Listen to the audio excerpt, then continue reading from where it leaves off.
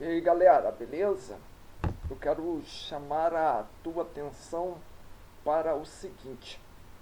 Eu vi uma matéria agora recentemente e nessa matéria eu pude observar que ela foi pensada bem mais antes de ser publicada, antes dela se tornar pública.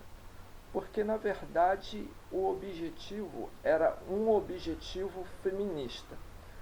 A matéria basicamente abordava sobre a questão da entrada de mulheres nas Forças Armadas voluntariamente no Brasil.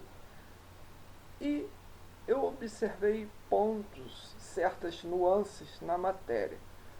Na matéria falava que, segundo uma psicóloga da Força Aérea, as mulheres passaram a ter a oportunidade de voluntariamente a passarem a ter o direito de fazerem parte das Forças Armadas devido à falta de vontade de homens em fazerem parte das Forças Armadas, baseado em estudos, levantamentos, enfim, as Forças Armadas sabem e já chegaram à conclusão que os homens não têm mais o mesmo interesse pelo militarismo, por se alistar, tanto quanto era há tantas décadas passadas no Brasil.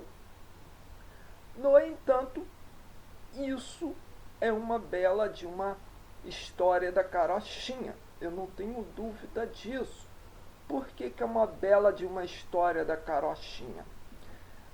Por uma série de fatores. O feminismo é uma ideologia política e, como ideologia política, tem as suas estratégias. Uma das estratégias do feminismo é dividir para conquistar. E uma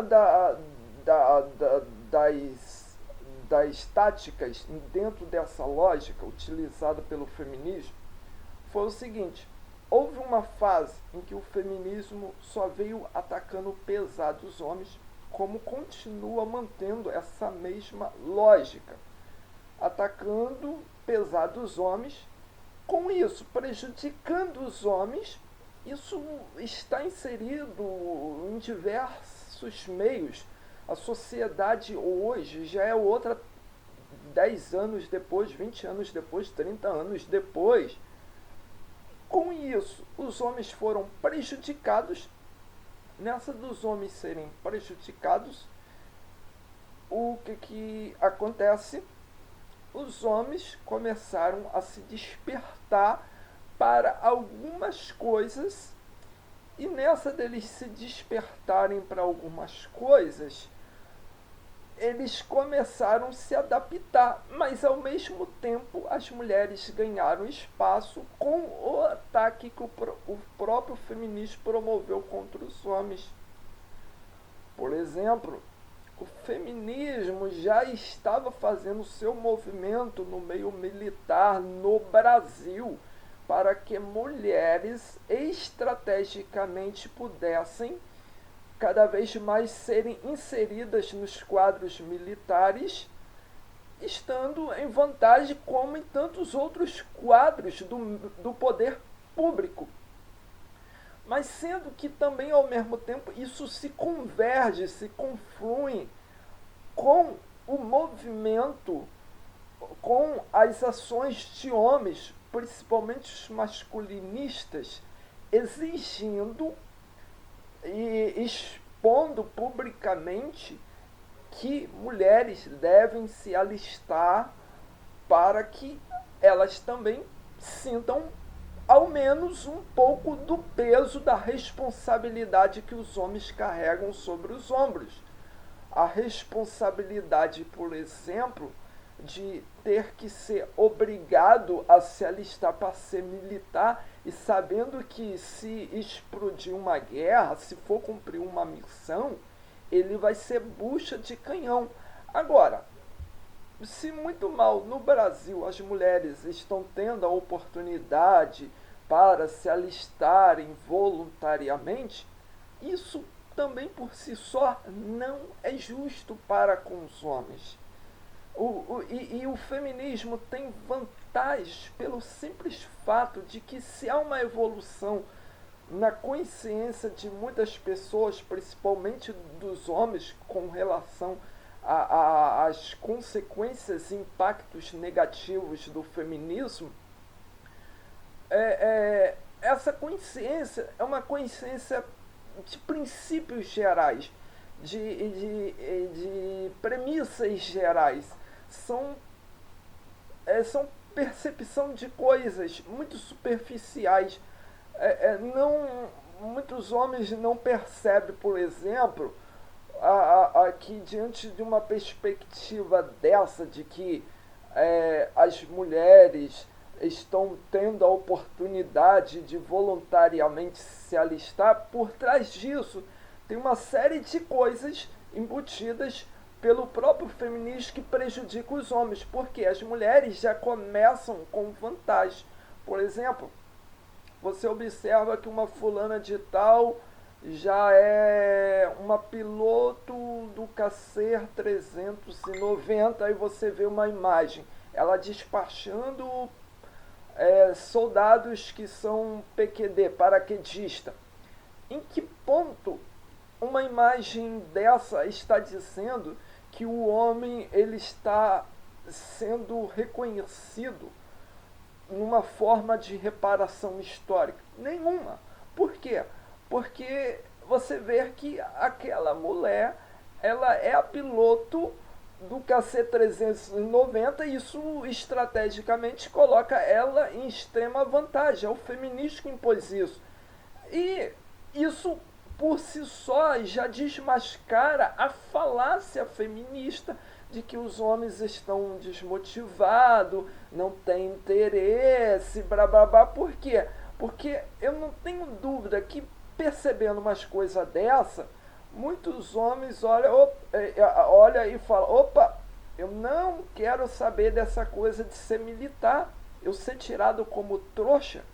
É uma tremenda de uma injustiça promovida pelo Estado brasileiro contra os homens diante de coisas óbvias que você pode raciocinar. Nós sabemos que historicamente, desde que mundo é mundo, homens sempre foram os alvos da violência. Isso é a principal lição da história, isso está incrustado, cravado na consciência de muitos homens, de todo mundo. Homens sempre foram bucha de canhão.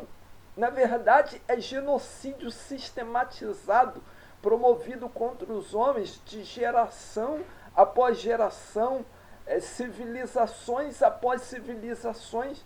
E os estados nacionais não têm um pingo de consciência ou sensibilidade em relação ao sacrifício dos homens, às dores dos homens. Qual reparação histórica que os estados nacionais fazem pelos homens? Nenhuma. Então você vê que todo o sistema mundial ele conspira contra homens, de forma que estamos numa terceira guerra mundial. Essa terceira guerra mundial ela tem características distintas e complexas. E uma das características dela é que a guerra ela é contra você, homem. Não importa onde você esteja, a guerra é contra você. Você pode estar no teu país, aonde for, não importa. Você pode ir para onde for, não importa. A guerra é contra você. Podemos afirmar isso sem dúvida por vários motivos, por vários fatores. Por exemplo, a Segunda Guerra Mundial, até a atualidade, que é a Terceira Guerra Mundial, o que aconteceu? Durante o começo da Segunda Guerra Mundial, simplesmente as mulheres começaram com o feminismo e promovendo contra os homens a sua guerra ao mesmo tempo, que na verdade foi o começo da guerra híbrida, feito por mulheres contra os homens. Aí começou a estratégia da guerra híbrida.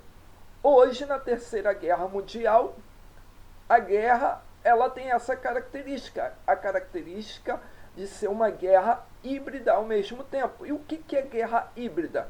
Consiste no seguinte: eu ataco o meu alvo, eu ataco o meu inimigo, sem necessariamente utilizar equipamentos de guerra do qual eu venha matá-lo fisicamente. Eu o ataco de outras maneiras, eu utilizo de outros meios, de outras estratégias para poder vencê-lo, para poder destruí-lo, para diminuir a sua força, a sua capacidade e assim consequentemente eu ganhar a guerra, eu conseguir os meus objetivos. É isso que é guerra híbrida. É isso que nós assistimos atualmente na forma de Terceira Guerra Mundial, onde, por exemplo, existe a questão, por exemplo, das sanções econômicas promovida contra a Rússia, feita pelos Estados Unidos. Isso é o quê? É uma estratégia também que tem a característica híbrida da guerra. Você atacar o inimigo economicamente, tirando a capacidade econômica dele. Então é isso que eu queria falar. Vamos ficando por aqui. Até mais, um forte abraço. Até mais. Show!